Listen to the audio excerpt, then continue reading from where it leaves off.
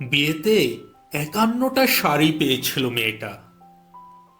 অষ্টমঙ্গলায় ফিরে এসে আরো ৬টা। এত শাড়ি একসঙ্গে সে জীবনে দেখেনি। আলমারির প্রথম থাকে সে রাখলো সব নীল শাড়িদের। হালকা নীল একটাকে জড়িয়ে ধরে বলল, তুই আমার আকাশ। দ্বিতীয় থাকে রাখলো সব গোলাপিদের।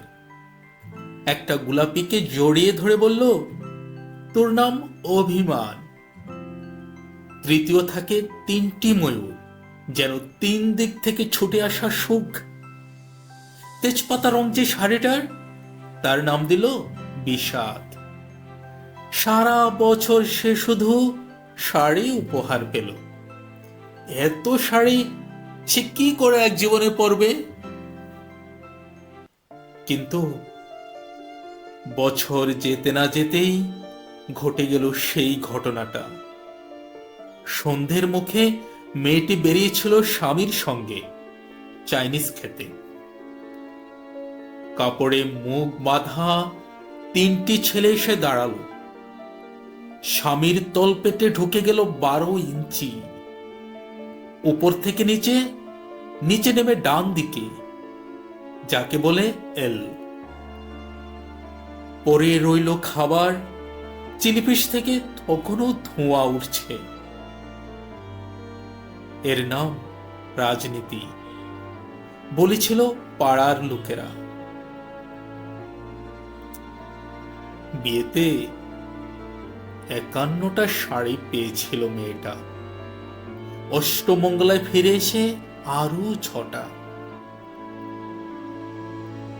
একদিন দুপুরে শাশুড়ি যখন ঘুমিয়ে, সে তার সমস্ত শাড়ি বের করে ছতলার বারান্দা থেকে উড়িয়ে দিল নিচের পৃথিবীতে। শাশুড়ি পরিয়ে দিয়েছেন তাকে সাদা থান। ১৯ বছরের একটা মেয়ে, সে একা। কিন্তু সেই থানু এক ঝটকায় খুলে নিল ৩ জন পাড়ার মোড়ে। একটি সদ্য নগ্ন বিধবা মেয়ে দৌড়াচ্ছে আর চিৎকার করছে, বাঁচাও, বাঁচাও, বাঁচাও। পেছনে ৩ জন। সে কি উল্লাস! নির্বাক পাড়ার লোকেরা। বিয়েতে ৫১টা শাড়ি পেয়েছিল মেয়েটা। অষ্টমঙ্গলায় ফিরে এসে আরো ৬টা।